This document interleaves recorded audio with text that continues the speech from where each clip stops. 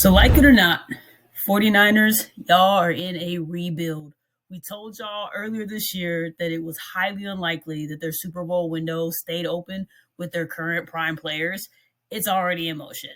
So, Niners fans, as a Patriots Nation member, we graciously welcome you back to the Rebuild Club. But have no fear. So, here are the five top moves the 49ers could make to nail the 2025 offseason and speed up their return to greatness. So the first move, the naked truth is that the 49ers brass completely fucked it up. Debo and Ayuk should have been traded or let go last year, period.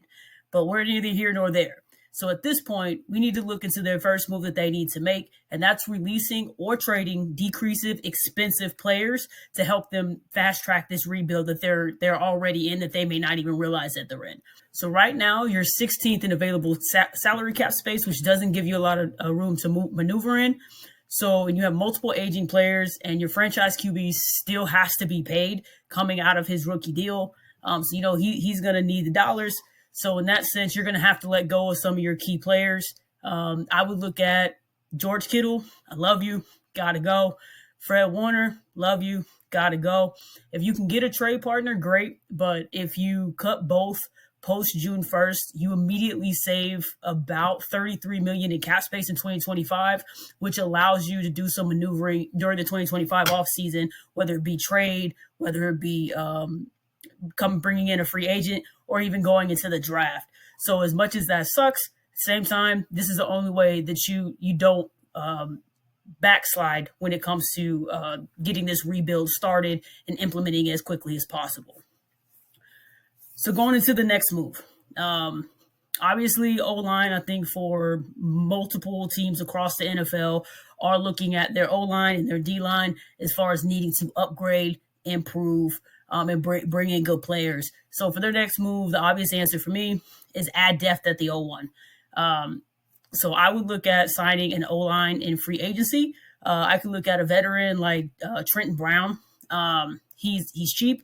He adds some extra depth in the event that you have some injuries throughout the season in the offensive line, rather than having to look maybe mid-season trade or trying to sign somebody from a practice squad. You add some depth and you get a veteran tackle that won't break the bank. So if you're looking at Trent Brown, his market value right now is looking about 1 year, roughly about 1.1 million, which isn't terrible if you're just bringing in some extra help to bolster up that front line.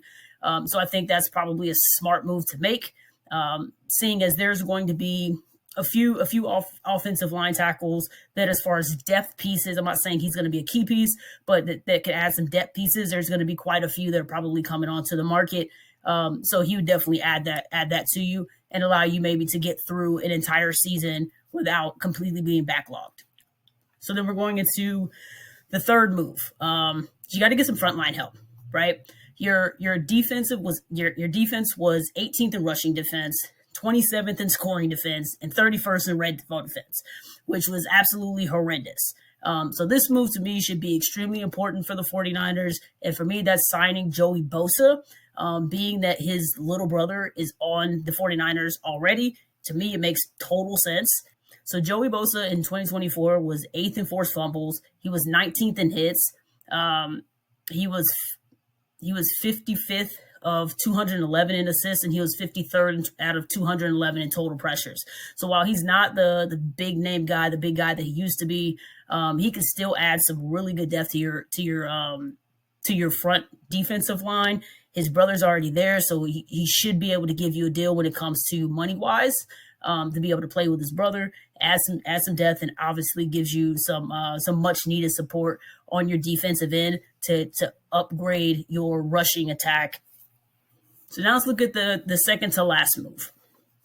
It's obvious all year long that the 49ers D-line was suspect, right? We just talked about, what their defense was looking like. It's probably a good reason as to why they fell so low this year. So specifically in the run game. So I expect them to double dip, quite honestly, in the draft to shore up that front line. So for me, with the overall pick, I would look at them taking Mike Green, the edge out of Marshall. So Robert Saleh for me would be salivating to get his hands on him. So Mike Green is the sixth best defensive end in the draft right now. And quite honestly, like after his Senior Bowl, you can't bypass on that much of a nasty player. He was literally steamrolling guys. I can only imagine what Robert Saleh would do with him, especially if they also get Joey Bosa. Yikes. So if you put this in a picture, 49er fans, and you look at this as your new setup for your front defensive line, you're looking at Joey Bosa, Nick Bosa, and Mike Green simultaneously. That's crazy. So going into the last move is the most important move that the 49ers absolutely have to make in this 2025 offseason. And it's probably no surprise to anybody that the most important move is going to be they have to pay QB Brock Purdy. Now, personally, do I think he's worth $60 million a year? Not, to be honest, no. I haven't been convinced as of yet, but that's neither here nor there. He is their franchise guy. They're going to have to pay him. So let's look and see as far as what he's done. So for his first 4 years in the NFL, he has 722 completions. He has a 67.5 completion percentage. He has 9,518 yards, 64 touchdowns, 27 interceptions. So safe to say, he's been decent. To me, he's still kind of a middle of the pack type of guy, but he's definitely going to get paid like he is the number one guy. So if you're the 49ers, what you're looking at as far as Brock Purdy is right now you're looking at a 4-year, $238.9 million.